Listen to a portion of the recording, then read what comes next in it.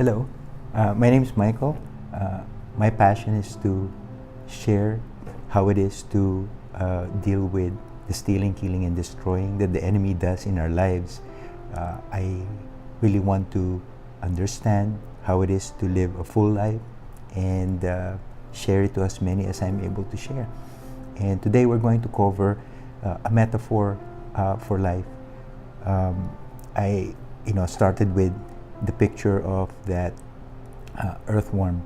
I was walking around the neighborhood and I saw this earthworm on the road. It was struggling. It was covered with dry dust, and it just arrested me on where I'm at.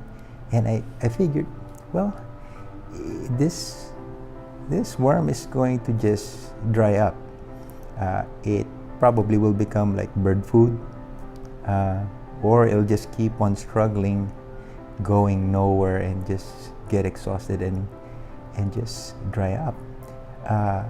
I normally don't pick up bugs and worms off the road, but I thought, as an exercise of mercy and as an exercise of kindness, let me just do this. Let me pick this up, throw this back to the moist yard, and just move on.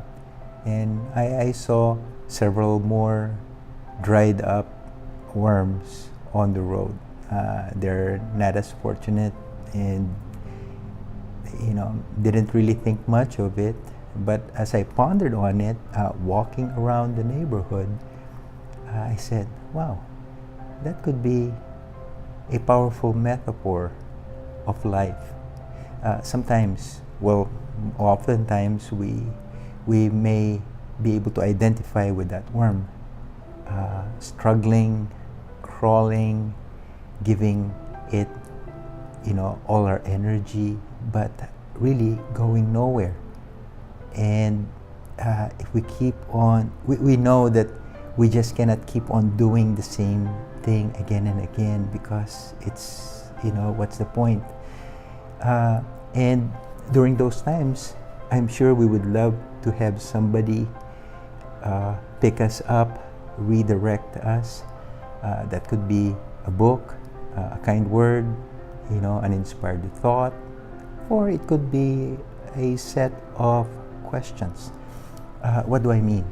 Well, during that routine exercise walk, I was wondering if this could be a metaphor for how we can live our life. Then there could be a metaphor also for the pickup and the redirect.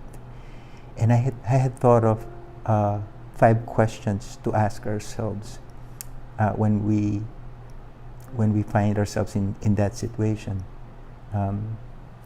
These are: what is my purpose? What is my point? What is my peak? What is my part? And what is my push through? So why the questions? Well, I believe if it is in question form, it honors, these questions honor our uniqueness. We have we are unique individuals, and so our answers to the questions actually will be more meaningful. So let's consider each one. What is my purpose? We can live this life 1,000 different ways, but what is the best way? What is the best way? Is it some people would say that it's about achievement. If we can have a list of what we want to achieve and go for those items, then it'll be good. Well, I'm not too sure. We can be high achievers, and these things may not hold any meaning to us, and we'll be just unhappy super achievers. King Solomon, without doubt, was a high achiever, and yet, looking back at his life, he himself said, everything is meaningless. Everything is meaningless. We should take a cue from there.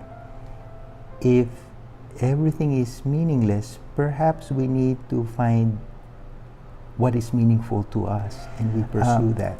The question asked, that we ask ourselves, what is our purpose, is a topic for another talk. We can spend hours talking about that.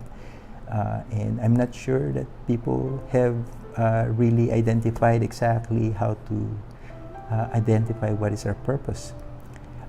But surely it will have something to do with our passion, what we're passionate about, our skills, what we're good at, and what is meaningful to us. If we start there, I believe that would be a pickup and a redirect instead of going nowhere. Okay? So the second is, what is my point? I'm talking about focus. We can have the purpose, but then if we'll be distracted, every so many minutes a day, that sucks, energy from us. It robs us of time, of days, of weeks. Of course, we have the phones, the cell phones, the social media, internet, and many great tools. But if misused, and if we let them, they can rob us of a lot of time. We need to live intentionally. We need to ask, what's our point? Brendan Bouchard, tells us that he is a high performance expert, trainer, teacher, and he tells us that it's very important to heighten our intention. What is our point? What's our purpose? We can know what's our purpose. We can answer that clearly. We can answer what is our focus. But if we are not giving it our best, then we're still missing out on what could be. So we have to ask, what's our peak? What would my best self do? How would my best self approach this day, this week? It was renowned psychologist Abraham Maslow. He is the one of the self-actualization thing, who said, if you plan on being anything less than you are capable of being, you will probably be unhappy all the days of your life. So, let's take heed of that, of those words of wisdom. If we do this as a lifestyle, we give it our best, then that leads to self-growth, self-discipline, joy and pride in what we do. But then if we live our lives just not giving it our best, and if we do this as a lifestyle, that's not good. It breeds mediocrity, regret, and yes, as Abraham Maslow pointed out, it leads to a life of unhappiness, and who would want that? The Bible tells us, Colossians 3:23, do whatever you do really well, as if you're doing it for God and not for people. You did, you'll be glad. Okay, so let's get to the fourth question. What is my part? I was just checking YouTube for some teaching, and there's one that it's about how to be happy every day. Now, who would not be whose interest would not be piqued by that one? It was a mom who wore who wore many hats. She's also a physician, and she decided she's going to teach her son, young son, how to give. And not only like for one particular day or one particular week, she challenged him to figure out ways on how to give and bless people, either giving away toys that he's not really using anymore, or supporting a local humane society effort, or giving cookies. And she tried to instill in him to try to do this on a regular basis. Well, he was not incredibly interested initially, but then it grew on him, and it became like a lifestyle. He's like looking for things to do to be a blessing to another person. It caught on. It became a movement, and it's spreading and growing still. And the mom who spoke about this said that this is how you become happy 365 days of the year. It's by 365 giving, 365 giving. And I realized that makes so much sense, because as human beings, it gives us so much meaning to be able to do our part. To do our part.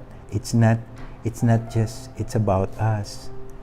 Doing something for another person really picks us up and redirects us. So that's another powerful question now to ask.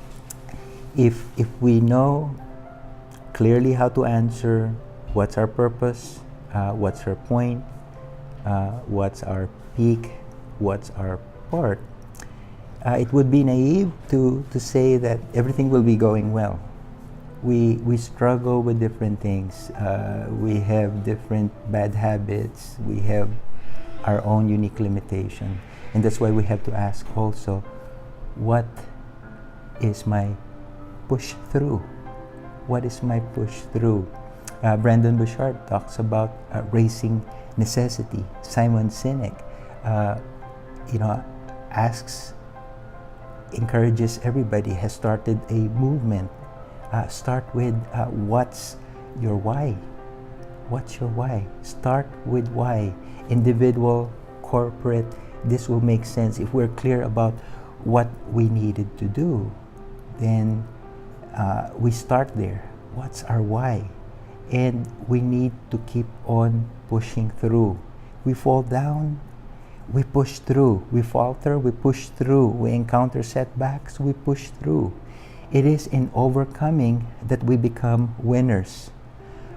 Paul writes about his push through in these terms. His grace, it is in 1 Corinthians 15:10.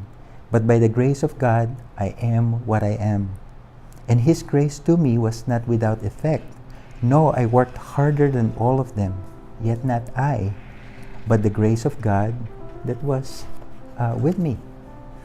So powerful, isn't it? Well,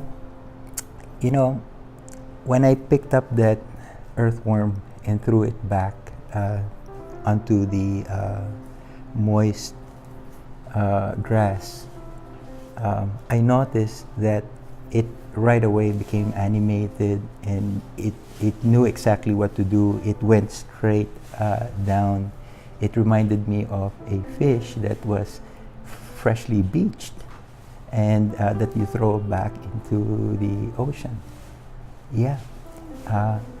Think of those 5 questions as like a pickup and a redirect when we feel like that lowly earthworm. Now, better yet, we can actually replicate this on a regular basis if we can start our day with those questions, start our week, start our month with those questions. We can even use them as a gauge on how we're doing, so we can redirect ourselves, mid-course correction, so to speak. Okay, So let's ask, what's my purpose? What's my point? What's my peak? What's my part? And what's my push through? I believe that's a good tool for better living. Thank you. So for regular teaching on how to deal with the enemy stealing, killing, and destroying, please click subscribe and the bell. If this has helped you and this has resonated with you, please click like and share. This is a continuing series monthly, so I hope this has been helpful. I'm passionate about sharing how it is to deal with the stealing, killing, and destroying that the enemy does. I want to share with you and keep on sharing with you how it is to live a full life. That's what God wants. God bless you.